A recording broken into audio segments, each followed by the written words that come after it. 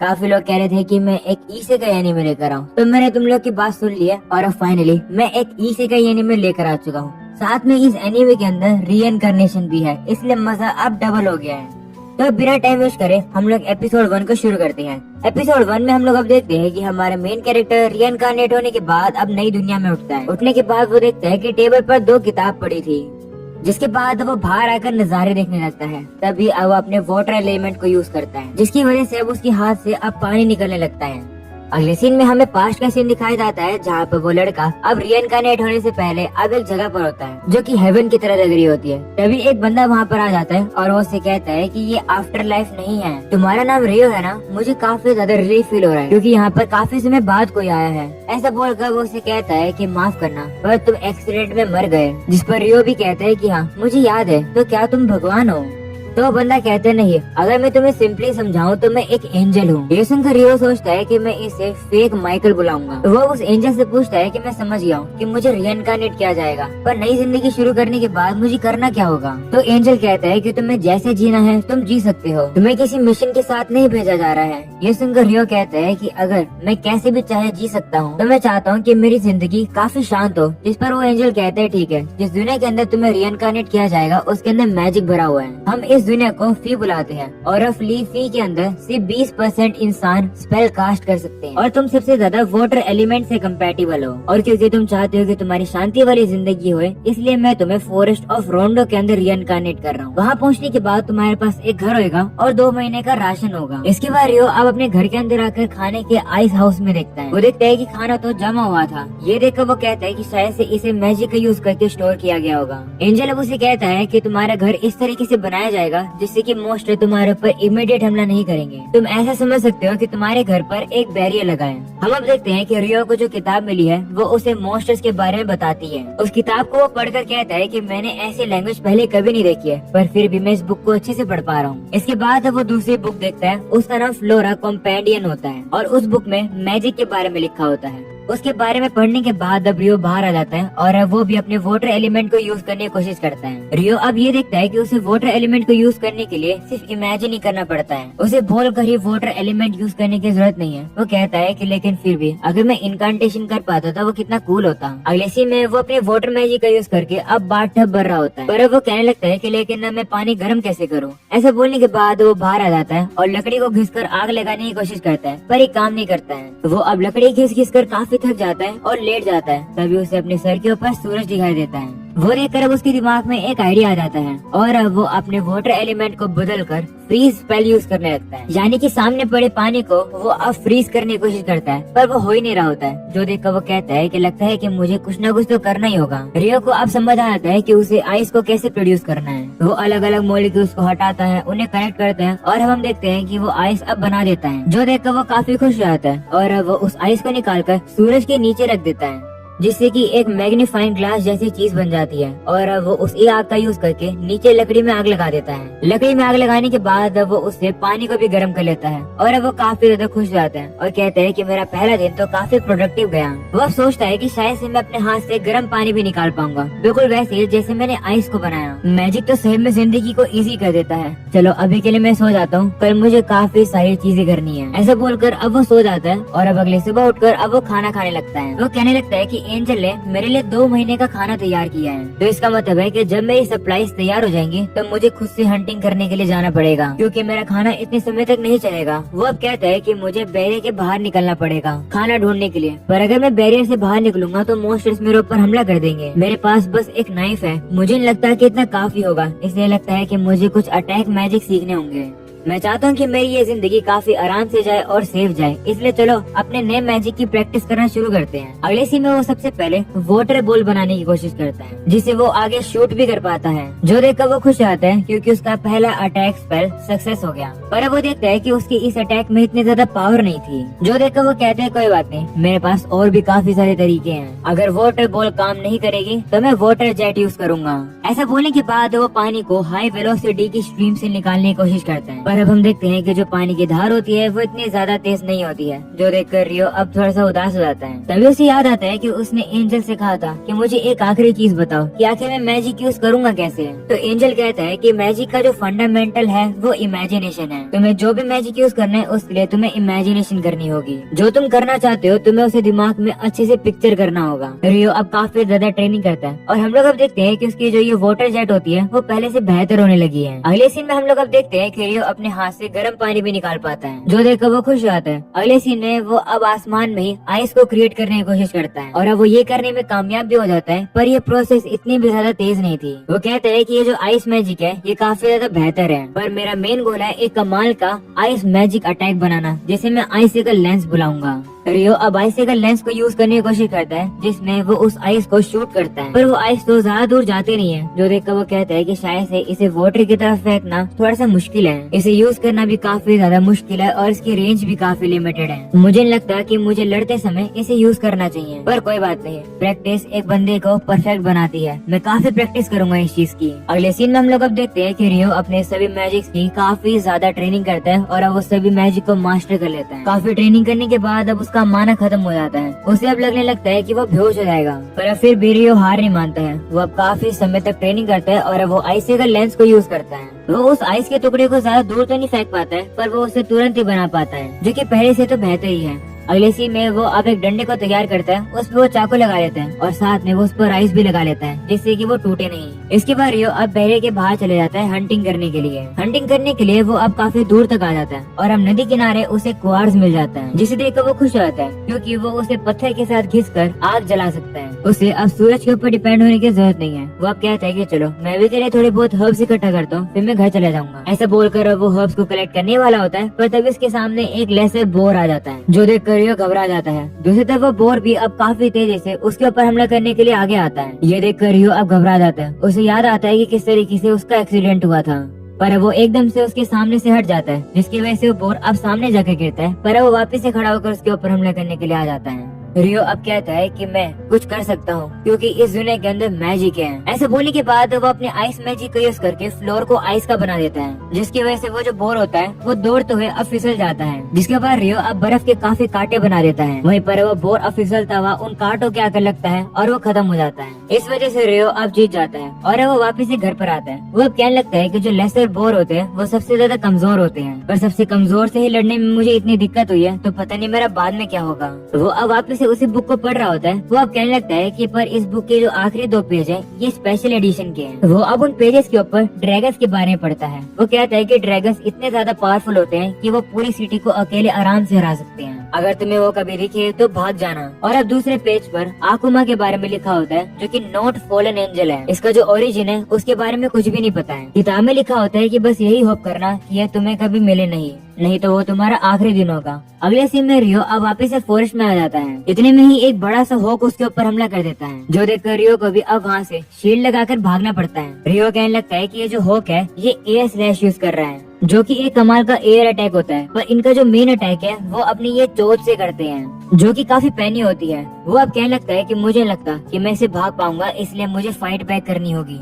वह उसे लड़ने के लिए तैयार हो जाता है। वह उसके ऊपर काफी सारी आइस से हमला करता है, पर वो हॉक अब सारे अटैक को डॉज करके करीब आ जाता है। तभी रियो अपने ऊपर एक आइस की शील्ड लगा लेता है, जिसकी वजह से वो हॉक अब उसे टकराकर नीचे गिर जाता है। पर अब वो जो हॉक होता है वो अब वापस से आसमान में उड़ जाता है। रियो भी अब देखता है कि उसके हमले की वजह से इसकी एक आंख फूट गई, जिसके बाद अब वो हॉक वहाँ से चला जाता है। ये देखकर रियो काफी ज्यादा रिलैक्स हो जाता है और वो नीचे गिरता है और कहता है कि मैं तो एक आरामदायक जिंदगी चाहता था, पर ये तो कुछ और ही हो रहा है। अगले सीन में रियो अब कहता है कि उस हॉक से बचने के लिए मैं अपने घर का डायरेक्शन ही भटक गया।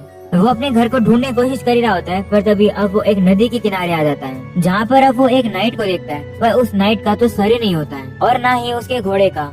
अगले सीन में अब रियो को दिखाया जाता है, जो कि जंगल में काफी सारे मॉन्स्टरों से लड़ता है। उसे अब अपनी ताकत को यूज करने की अब आदत भी हो चुकी है। वह पानी में जाकर काफी बड़े ऑक्टोपस को भी हरा देता है। हम अब देखते हैं कि रियो के वाटर जेट की पावर इतनी ज्यादा ताकतवर हो गई है कि वो पत्थर को भी काट देती है, जो देखकर वो काफी खुश होता है और कहता है कि मुझे धीरे धीरे करके अब मैजिक की आदत होने लगी है। अगले सीन में रियो अब उसी नाइट से लड़ने के लिए आ जाता है। रियो अब कहने लगता है कि एंजल ने मुझे जो किताब दी थी उसमें इस मोस्टर के बारे में तो जिक्र ही नहीं हो रखा था, क्या ये मोस्टर है भी या फिर ये कोई बिगिनर एडिशन से भी ज्यादा बेहतर है। इसके बाद अब उन लोग के बीच में अब लड़ाई शुरू हो जाती है, जहाँ पर वो नाइट अब रियो को काफी ज्यादा इजीली हरा रहा होता है उसकी आइस शील्ड तोड़ने के बाद भी। हारने के बाद रियो अब नीचे गिर जाता है और कहता है कि मुझे नहीं लगता कि मैं इससे कभी जीतूंगा। वैसे एक कारण है जिसकी वजह से मैं यहाँ हर रोज रात में आता हूँ, और वो ये है कि मुझे लगता है कि ये मोस्टर मेरी ट्रेनिंग करवा रहा है। इतने में ही वो मोस्टर अपनी तलवार को उसे आइस का करके दिखा देता है और अब वो उसे रियो को दे देता है। रियो भी समझ जाता है कि ये मोस्टर चाहता है कि वो इस तलवार को मास्टर कर ले, तो रियो भी अब इस तलवार को ले लेता है, जिसके बाद अब वो नाइट वहाँ से चला जाता है। अगले सीन में रियो अब देखता है कि जो होक था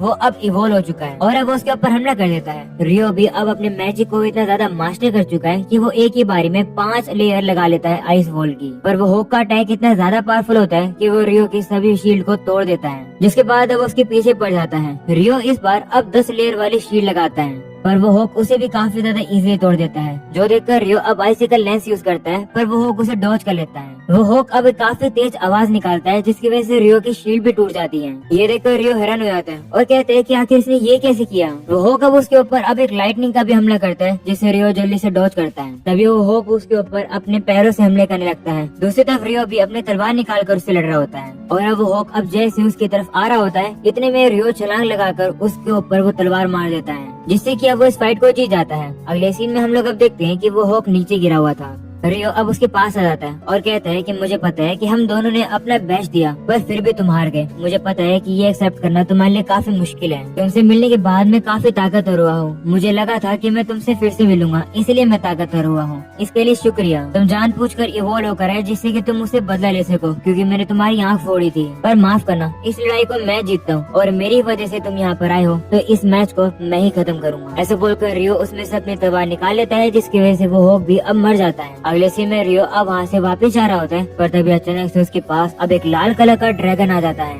जिसे देखकर रियो अब काफी ज्यादा डर जाता है। उसे अब याद आता है कि ये जो ड्रैगन्स होते हैं ये काफी ज्यादा ताकतवर होते हैं। जब भी तुम्हें ये दिखे उसे देखकर भाग जाओ। तभी वो ड्रैगन अब टेलीपैथी का यूज करके रियो से बात करने लगता है, और रियो भी उसकी बात सुनकर हैरान हो जाता है और कहता है क्या ये ड्रैगन बात कर सकता है। इस पर वो ड्रैगन कहता है कि मैंने काफी समय से टेलीपैथी यूज नहीं करी थी, पर ये देखकर मुझे काफी खुशी हो रही है कि मेरी टेलीपैथी काम कर रही है। जिसके बाद अब वो रियो से कहता है कि मुझे तुमसे कुछ पूछना है, क्या तुम एक ऐसे हॉक से मिले हो जो कि अभी अभी इवॉल्व हुआ था।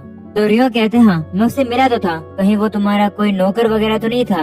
अगर था तो माफ करना, क्योंकि मैंने उसे मार दिया। ये सुनकर वो ड्रैगन अब रियो से काफी इम्प्रेस हो जाता है और कहता है क्या, इसका मतलब है कि तुम काफी कमाल के हो। वैसे तुम्हारे पास तो ये एक रेयर वेपन भी है, जरा दिखाना तो रियो भी अब उसे वो तलवार दिखाता है। उसे देखकर वो ड्रैगन कहता है कि ये तो फेरी किंग की तलवार है। अगर उसने वो तुम्हें ये तलवार दी है तो इसका मतलब है कि वो तुम्हें ट्रस्ट करता है। ये सुनकर रियो भी अब उसे पूछता है कि मुझे भी तुमसे काफी सारे क्वेश्चन पूछने हैं। तो वो ड्रैगन भी उसके सारे क्वेश्चंस का जवाब देने लगता है, और अब देखते देखते शाम हो जाती है। वो लोग बात करने में इतना ज्यादा मजे कर रहे होते हैं कि उन लोगों को टाइम के बारे में पता ही नहीं चलता है। वहीं अब उस ड्रैगन के जाने का समय हो जाता है। इसके बाद अब रियो से कहता है कि अपना नाम तो बताओ, जिस पर वो कहता है कि मेरा नाम लोइन है। चलो फिर अब अगली बार मिलेंगे। ऐसे बोलकर वो उड़कर वहाँ से चला जाता है। वहीं पर रियो अब कहने लगता है कि जो अभी हुआ ये काफी ज्यादा खतरनाक था। मुझे लगा था कि मैं इस तरीके से ड्रैगन से बात करूंगा। लगता है कि इस फैंटेसी दुनिया में तो कुछ भी हो सकता है। दूसरी सीन में हमें वापस से एंजल को दिखाया जाता है, जो कि अब रियो के स्टेटस को पढ़ रहा होता है। वो स्टेटस को पढ़कर कहता है कि इस चीज को तो मैंने देखा ही। रियो के पास तो एक हिडन ट्रेट है, आखिरकार उसके पास ऐसा क्यों है? आज तक तो सिर्फ एक ही लड़की के पास एक हिडन ट्रेट थी, जिसे मैंने दूसरी दुनिया में भेजा था। ये तो अब से 10,000 साल पहले था, और अब इतने समय के बाद किसी के अंदर हिडन ट्रेट है। और इस बार रियो के पास हिडन ट्रेट है। उसका जो हिडन ट्रेट है वो ये है एटर्नल यूथ, यानी कि रियो कभी बूढ़ा नहीं हो सकता। एपिसोड 2 की शुरुआत होती है, जहाँ पर हम लोग अब देखते हैं कि रियो को सी फूड खाने का मन करता है, और अब वो सी के किनारे ही आ जाता है। पर अब वो देखता है कि यहाँ तो अभी काफी बड़ी शिप टूटी हुई थी। वो देखता है कि उस शिप से कुछ लोग भी गिरे थे। वो उन्हें जाकर चेक करता है और अब उसे पता चलता है कि वो तो मर गए हैं। इतने में रियो देखता है कि एक बंदा जिसके लाल कलर के बाल होते हैं वो तो अब होश में आ जाता है और खांसने लगता है, जिसे देख कर रियो काफी खुश रहता है क्योंकि उसने इस दुनिया के अंदर पहले इंसान को देखा है। और अब उसी बंदे को दिखाया जाता है जो कि याद करता है कि आखिरकार वो यहाँ पर पहुंचा कैसे। हम देखते हैं कि जब वो शिप के अंदर था तब एक काफी बड़े ऑक्टोपस ने उनके शिप के ऊपर हमला करके उस शिप को ही तोड़ दिया, जिसकी वजह से सभी लोग पानी में गिरकर बह गए। तभी उस लड़की को होश आ जाता है और अब वो ये देखकर काफी हैरान हो जाता है कि वो जिंदा बचा है। वो अब देखते हैं कि उसके सामान को सेफली साइड में रखा गया है। इसके बाद वो बाहर जाता है उस पर्सन को ढूंढने के लिए जिसने उसकी जान बचाई। बाहर आने के बाद वो हैरान हो जाता है और कहता है कि आखिर मैं कहाँ पर हूँ। इतने में ही रियो वहाँ पर आ जाता है और कहता है कि लगता है कि तुम उठ गए हो, मुझे काफी खुशी है कि तुम सर्वाइव कर गए। ये देखने के बाद वो बंदा काफी शॉक हो जाता है और अब अपने मन में कहता है कि ये लड़का अचानक से यहाँ कैसे आ गया, मैंने तो इसे बिल्कुल भी सेंस नहीं किया और आखिर इसे ऐसे कपड़े क्यों पहन रखे हैं। ऐसा सोचने के बाद वो लड़का कहता है कि ऐसा कहना सही नहीं रहेगा। इसे वो सबसे पहले उसे अपना नाम बताता है। वो कहता है कि मेरा नाम एबल है, तुमने मेरी जान बचाई है ना, मुझे बचाने के लिए शुक्रिया। तो रियो कहता है कि चिंता मत करो, मैं तो तुम्हें बस घर वापस लेकर आया हूँ, मैंने ज्यादा कुछ नहीं किया, वैसे भी सिर्फ तुम ही बचे हो, माफ करना मैं बाकी सभी को नहीं बचा पाया। तो एबल कहता है कि चिंता मत करो, वैसे भी वो लोग स्मगलर्स थे। तो रियो अब उसे पूछने लगता है कि कौन से स्मगलर्स, पर तभी एबल को भूख लग जाती है। तो रियो कहता है कि चलो सबसे पहले अंदर आकर खाना खा लो, वैसे मेरा नाम रियो है। अगले सीन में वो लोग अब खाना खाने के लिए अंदर आ जाते हैं, जहाँ एबल को अब पता चलता है कि रियो के पास और कोई कपड़े है ही नहीं। वो कहता है कि मेरे पास ना ही धागा है ना ही कपड़े हैं, तो मैं कपड़े को बना नहीं सकता हूँ। तो एबल कहने लगता है कि जाओ जाकर फिर खरीद लो। ऐसा बोलने के बाद वो अपने आप को शांत कराता है और कहता है नहीं, शायद इसके पास पैसे नहीं होंगे, अगर मैं ऐसा क्वेश्चन पूछूंगा तो मैं इसको ऑफेंड कर दूंगा। वहीं पर रियो अब उसे कहता है कि चिंता मत करो, आसपास यहाँ पर बिल्कुल भी कोई है ही नहीं और न ही कोई टाउन है, तो इससे फर्क नहीं पड़ता कि मैं क्या पहनूं। ये सुनकर एबल कहता है कि ऐसी बात है तो क्या तुमने खाना भी खुद से ही हंट किया है। तो रियो कहता है हाँ, जिस पर एबल कहता है कि ये खाना सही में काफी टेस्टी है, क्या तुमने इस नाइफ का यूज किया है हंटिंग करने के लिए। तो रियो कहता है कि जो नाइफ है ये बस सेल्फ डिफेंस में काम आ जाता है, नॉर्मली मैं एक वाटर मेज हूँ। ऐसा बोलने के बाद रियो अपनी ताकत दिखाकर जग में पानी भर देता है। ये सुनकर एबल कहता है क्या तुम मैजिक यूज कर सकते हो, सेंट्रल प्रोविंस के अंदर भी बस आधे से ज्यादा ही लोग उसे यूज कर सकते हैं, मैं तक मैजिक यूज नहीं कर सकता हूँ। ये सुनकर रियो सोचने लगता है कि लेकिन उस एंजल ने तो कहा था कि 20% लोग मैजिक यूज कर पाते हैं। रियो ये सब सोच रहा होता है तभी एबल उसे कहता है कि मैं कुछ कंफर्म करना चाहता हूँ, तो क्या तुम वापस से मेरे को समुद्र के किनारे ले जाओगे। तो रियो भी मान जाता है और अब वो उसे उसी जगह लेकर जाने लगता है जहाँ पे वो सबसे पहले एबल से मिला था। एबल अब रियो से कहने लगता है कि तुम एक मैजिशियन हो, तो क्या तुम डंडे को यूज नहीं करते हो। तो रियो कहता है कि मेरे पास डंडा है ही नहीं। ये सुनकर एबल अब सोचता है कि क्या मैंने फिर से गलत क्वेश्चन पूछ लिया, ये इतना गरीब है कि इसके पास डंडा भी नहीं है। वो अब रियो से कहता है कि अगर हमारे सामने कोई भी मॉन्स्टर आ जाएंगे तो मैं संभाल लूंगा उन्हें, तुम बस पीछे रहना। तो रियो कहता है कि मैं तुम्हें ऐसे कैसे करने दे सकता हूँ। तो एबल अब उसे फोर्स करने लगता है और कहता है कि कम से कम मुझे ये तो करने दो, क्योंकि अगर इसी तरह से हर बार तुम मुझे बचाते रहोगे तो मेरी रेपुटेशन खराब हो जाएगी। तो रियो को भी अब उसकी बात माननी पड़ती है। वो कहते हैं ठीक है, मॉन्स्टर्स आएंगे तो तुम संभाल लेना। अगले सीन में वो लोग अब उसी किनारे पर पहुंच जाती है जहाँ पे वो देखते हैं कि बाकी सभी लोगों की बॉडीज होती ही नहीं है, जिसे देखकर रियो कहता है कि शायद से सी के पानी ने उन लोगों को अंदर खींच लिया। जिस पर एबल अब रियो से कहता है कि अगर तुमने मुझे टाइम पर नहीं बचाया होता तो मैं भी मर जाता, ये सी मुझे अंदर खींच लेती। जिस पर रियो भी कहता है हाँ, तुम तो सही में काफी ज्यादा लकी हो मिस्टर एबल। ये सुनकर एबल कहता है कि तुम्हें मुझे मिस्टर बुलाने की जरूरत नहीं है, तुम बस मुझे मेरे नाम से बुला सकते हो। तो रियो भी कहता है ठीक है, और अब वो उसे एबल कहता है, जो देखकर एबल खुश हो जाता है और कहता है हाँ, जब भी मेरे दोस्त मुझे ये कहते हैं मुझे काफी खुशी होती है। ये सुनकर रियो अब सोच में पड़ जाता है और अब वो सोचने लगता है कि क्या एबल उसका दोस्त बन गया है। तभी एबल वहाँ आता है और कहता है कि जो मैं ढूंढ रहा था वो मुझे नहीं मिला। तो रियो कहता है कि तो बहुत बुरा हुआ, अब तुम क्या करोगे। तो एबल कहता है कि बेहतर रहेगा कि मैं अपने दोस्तों के साथ वापस से रीजॉइन करूं। शुरुआत में मुझे टाउन ऑफ लूने में जाना चाहिए, और देखकर लगता है कि पानी में मैं काफी ज्यादा साउथ में तैर कर आ गया हूँ। ये सुनकर अब रियो कहता है कि मुझे नहीं पता कि ये लूने टाउन कहाँ पर है, पर मुझे लगता है कि वहाँ पर जाने के लिए तुम्हें नॉर्थ की तरफ जाना पड़ेगा। जो सुनकर एबल कहता है हाँ, मुझे वहाँ जाने के लिए तैयार होना पड़ेगा। तभी वो रियो से कहता है कि क्या तुम भी मेरे साथ आना चाहोगे। ऐसे समझ लो कि ये तुम्हारे लिए एक जॉब है, मैं तुम्हारी मदद ले सकता हूँ, क्योंकि मुझे बिल्कुल भी अंदाजा नहीं है कि आखिर मैं कहाँ पर हूँ और आखिर लूने तक पहुँचा कैसे जाएगा। पर अगर तुम मेरे साथ आओगे तो मैं तुम्हें अपने गाइड के तौर पर यूज कर सकता हूँ, तो क्या तुम चलना चाहोगे। तो रियो भी अब थोड़ा सोचने पूछता है और वो कहता है हाँ मैं चलूंगा, पर अगर तुम्हें कोई एतराज न हो तो मुझे थोड़ी सी तैयारियां करनी है और हम लोग फिर कल चलेंगे। तो एबल भी मान जाता है और वो दोनों इसी तरीके से हाथ मिलाते हैं। अगले सीन में रियो अब वापस से बाकी सभी चीजों को देखने लगता है और याद करता है कि किस तरीके से वो पहले इस दुनिया में आया था और यहाँ पर उसने क्या क्या किया। इसी तरीके से वो अपनी पुरानी यादों को ताज़ा कर रहा होता है, जिसके बाद वो एबल से कहता है कि मुझे किसी को गुड बाय करने जाना है। तो एबल कहता है कि इतनी रात में, जिस पर रियो कहता है हाँ वो पर्सन मुझे इतनी ही रात में मिलता है, मैं उसे बता कर आता हूँ कि मैं थोड़े समय के लिए यहाँ पर होऊंगा नहीं। ऐसा बोलकर वो वहाँ से चला जाता है। वहीं एबल सोचता है कि मुझे लगा था कि रियो का कोई भी यहाँ जान पहचान नहीं है, वैसे वो किसी से मिलने जा रहा हो, मुझे इस तरीके से दखल अंदाजी करनी नहीं चाहिए। अब अगले सीन में हम लोग अब देखते हैं कि रियो अब उस नाइट के पास आ जाता है और कहता है कि मुझे तुम्हें कुछ बताना है। दरअसल कल से मैं इस फॉरेस्ट में नहीं होने वाला हूँ। अब तक तुमने जो भी मेरी मदद करी है उन सब के लिए मैं तुम्हारा शुक्रिया करना चाहता हूँ। तुमने मुझे ट्रेनिंग दी, इसी वजह से मैं काफी समय तक सर्वाइव कर पाया, इसके लिए मैं तुम्हारा दिल से शुक्रिया करना चाहता हूँ। और क्योंकि आज हमारी ये आखिरी बैटल होने वाली है तो इस बार मैं और भी ज्यादा अच्छे से लड़ूंगा।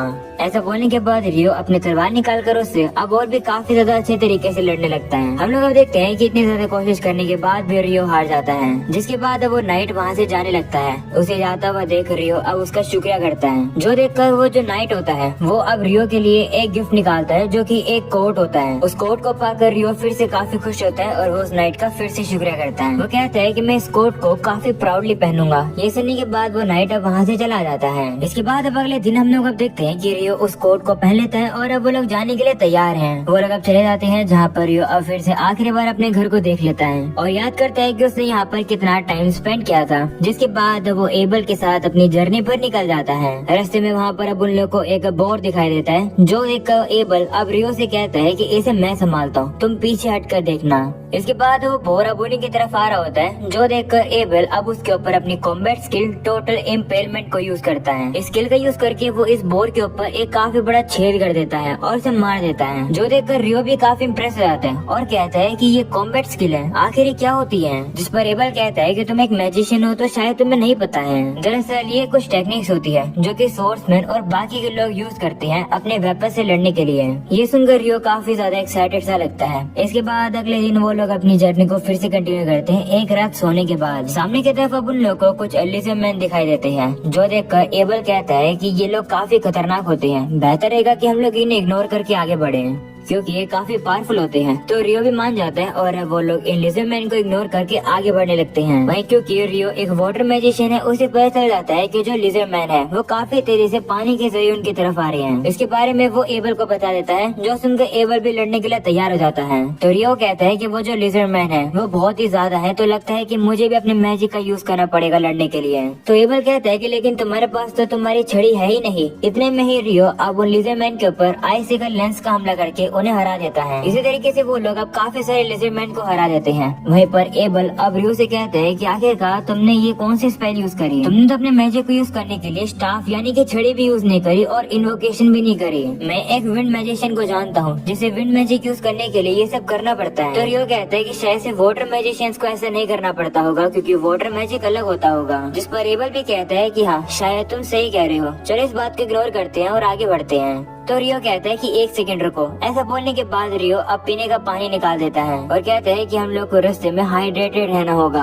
इसके बाद वो आगे जाते हैं जहाँ पर एबल अब रियो को कॉइन दिखाता है, जिसे देखकर रियो भी हैरान होता है और कहता है कि आज से पहले मैंने पैसा कभी नहीं देखा। जो सुनकर एबल अब उसे बताता है कि जो तुम्हारे हाथ में है वो एक ब्रोज का कॉइन है, जिसे किंगडम ऑफ नाइटली में यूज किया जाता है। लोने टाउन भी वहीं पर ही है। वहीं नाइटली नाम सुनकर रियो काफी ज्यादा एक्साइटेड हो जाता है। तो एबल बताता है कि सेंट्रल प्रोविंस के अंदर अपने अलग अलग कॉइन्स होते हैं पर उनके डिनोमिनेशन सेम होते हैं। तो रियो पूछता है कि जो किंगडम ऑफ नाइटली है क्या वो सेंट्रल प्रोविंस का पार्ट है? तो एबल कहते हैं हाँ वो 3 बड़े नेशंस में से एक है। बाकी दूसरे किंगडम का नाम है डेबुही एम्पायर और दूसरे का नाम है हैंडेलियो फेडरेशन। ये सुनकर रियो कहने लगता है कि डेबुही कैसा नाम हुआ, मुझे ये नाम पसंद नहीं आया। अगले सीन में वो लोग अभी खुले से मैदान में आ जाते हैं जहाँ पर उन लोग के ऊपर कुछ पत्थर हमला कर देते हैं। वही एबल काफी तेज होता है, वो उन पत्थर के अटैक को आराम से रोक देता है। तभी वहाँ पर उनके पीछे से भी हमला हो जाता है, जो देखकर रियो पीछे अब आइस की वॉल लगा देता है। वो लोग अब देखते हैं कि इसी तरीके से उन लोगों को काफी सारे पत्थर अब घेरने लगते हैं, जो देखकर एबल कहता है कि हम लोग फंस गए, हम लोग गलती से रॉक गोलम के नेस्ट के अंदर आ गए। सामने वाले पत्थर को देखकर रियो कहता है कि क्या ये एक रॉक गोलम है? मुझे लगा था कि इनकी एक इंसान जैसी फॉर्म होगी, इनके पास हाथ होंगे और पैर होंगे, पर लगता है कि ऐसा नहीं है। वहीं पर एबल रियो से कहता है कि मैं जो पास वाले हैं उनसे लड़ता हूँ, तुम यही रहना। ऐसा बोलने के बाद वो सामने वाले गोलम के ऊपर अपनी कॉम्बैट स्किल को यूज करता है, जिसकी वजह से वो उस गोलम में छेद तो कर पाता है, पर वो जो गोलम होता है वो वापिस अपने आप को काफी जल्दी से रीजनरेट कर लेता है, जो देखकर एबल पीछे आ जाता है और कहता है कि मेरा अटैक काम नहीं करा, ये काफी जल्दी से रीजनरेट कर रहा है। तो रियो कहता है कि मेरे पास एक अटैक है जिसे मैं ट्राई करना चाहता हूँ, क्या मैं कर सकता हूँ? तो एबल भी कहता है ठीक है।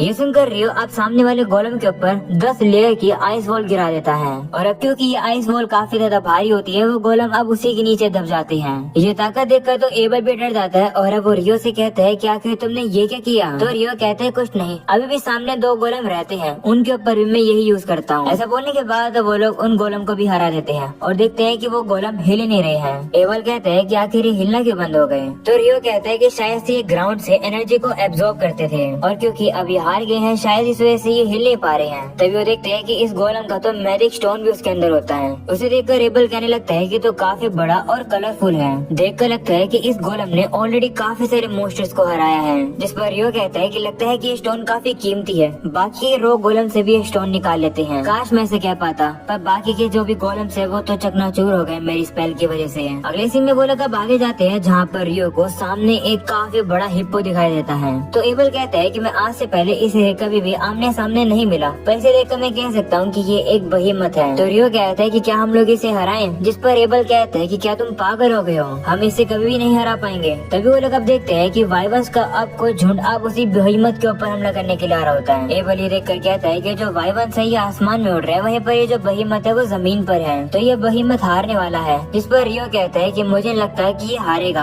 हम देखते हैं कि वो बहीमत अब खड़ा होकर अपनी बॉडी से सभी वाइवर्स के ऊपर हमले करने लगता है, और अब वो काफी जोर से चिल्लाता है, बिल्कुल वैसे ही जैसे रियो का जो अपोनेंट था वो जो होक था उसने यूज किया था। वो आवाज सुनकर वो सभी वाइवर्स अब नीचे गिर जाते हैं और हार जाते हैं, जो देखकर रियो अब एबल से कहता है कि कहा था ना कि बहीमत जीतेगा। ये देखकर एबल भी शौक हो जाता है और कहता है कि बहीमत ने ये क्या किया? तो रियो कहता है कि मेरे हिसाब से ये मैजिक नेगेशन था। अगले सीन में रात हो जाती है, जहाँ पे वो लोग अब कैंपिंग कर रहे होते हैं। एबल अब रियो से पूछने लगता है कि आखिर ये मैजिक नेगेशन क्या होता है? मैंने तो बस ऐसे कुछ ट्रैप्स के बारे में सुना है जो कि डंजन्स में होते हैं। ये सुनकर रियो एक्साइटेड हो जाता है, कहते हैं क्या यहाँ डंजन भी एग्जिस्ट करते हैं? मैं एक दिन डंजन में जरूर जाना चाहूंगा। जो सुनकर एबल कहता है कि तो फिर चीजें काफी परफेक्ट है, क्योंकि सेंट्रल प्रोविंस के अंदर सिर्फ एक ही डंजन है, और जिस टाउन के अंदर हम लोग जा रहे हैं वहीं पर ही वो डंजन है। ये सुनकर रियो उसे कहने लगता है कि तुम इतने बड़े सीक्रेट को मुझसे क्यों छुपा रहे थे? तो एबल कहता है कि मेरा ये इरादा नहीं था, मुझे तो नहीं पता था कि तुम्हें डंजन के बारे में भी नहीं पता है। वही रियो कहता है कि अगर तुम और भी कुछ मुझसे छुपा रहे हो तो बता दो। तो एबल उसे कहता है कि तुमने एल्फ और ड्वार्फ के बारे में तो सुना ही होगा ना? जिस पर रियो कहता है नहीं, मुझे उनके बारे में बताओ। जो सुनकर एबल शॉक हो जाता है और वो उसे कहता है कि जो ड्वार्फ होते हैं वो काफी कमाल के स्मिथ होते हैं और फाइट में भी वो काफी अच्छे होते हैं। लूना टाउन के अंदर कुछ ड्वार्फ हैं। दूसरी तरफ जो एल्फ हैं, शायद से लूना टाउन के अंदर एक एल्फ तो है, क्योंकि ज्यादातर जो एल्फ होते हैं वो अपना घर जंगल में ही बनाते हैं। जिस पर रियो कहता है कि मैंने ऐसा ही सोचा था।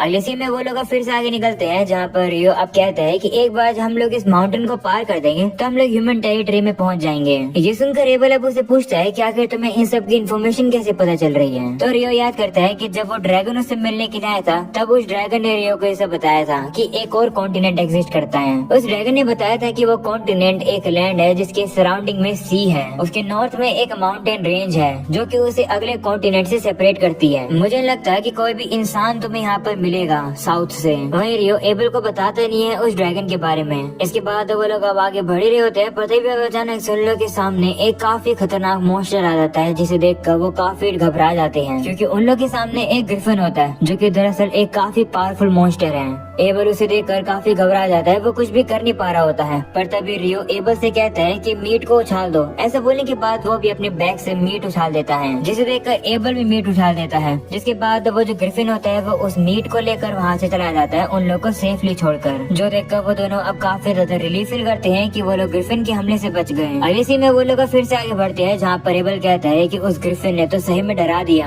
तो रियो भी कहता है हाँ, अगर हम लोग उस ग्रिफिन से लड़ते हैं तो मुझे लगता कि हम लोग जिंदा भी बच पाते आते हैं। तो एबल कहता है कि इंसान बने नहीं है ऐसे मॉन्स्टर से लड़ने के लिए। काफी सेंचुरीज तक आज तक ये देखा ही नहीं गया है कि कभी कोई इंसान बहीमत या फिर ग्रिफिन से लड़ाई करता हो। ये माउंटेन्स इतने बड़े हैं, शायद यही बहीमत और ग्रिफिन्स को इंसानों की टेरिटरी से दूर रखते हैं। तब रियो अब कहता है कि जो वाइवंस उस बहीमत से लड़ रहे थे वो शायद नॉर्थ की तरफ से आए थे, यानी कि वाइवंस यही मिलेंगे। इसके बाद वो लोग अब आगे जाते हैं और देखते हैं कि यहाँ पर तो सही में वाइवंस होते हैं जिन्होंने एक जानवर का शिकार कर रखा है और वो उसी शिकार को खा रहे होते हैं। एबल अब कहता है कि हम लोग अब क्या करें। तो रियो कहता है कि क्या हम इनसे लड़े नहीं। तो एबल कहता है कि हम दोनों के लिए ये वाइवंस काफी ज्यादा हैं। जब उन्हें हंट किया जाता है तो नॉर्मली 20 एक्सपीरियंस एडवेंचर्स को भेजा जाता है उनसे लड़ने के लिए, और उसके बाद भी वो एडवेंचर्स घायल हो जाते हैं। तो हम तो इनसे लड़ ही नहीं पाएंगे। जो सुनकर रियो कहता है कि मेरे ख्याल से आगे चलते हुए हम लोग को काफी सारे वाइवंस मिलेंगे, तो हमें इनसे कभी न कभी तो लड़ना ही पड़ेगा। शायद अगर हम लोग इन्हें ग्राउंड पर ही रोक देंगे तो इससे लड़ना इजी हो जाएगा। तो एबल भी कहता है हाँ, तब तो मेरी तलवार भी इन तक पहुंच जाएगी। ये सुनकर रियो सीधा ही अब उन वाइवंस से लड़ने के लिए चला जाता है,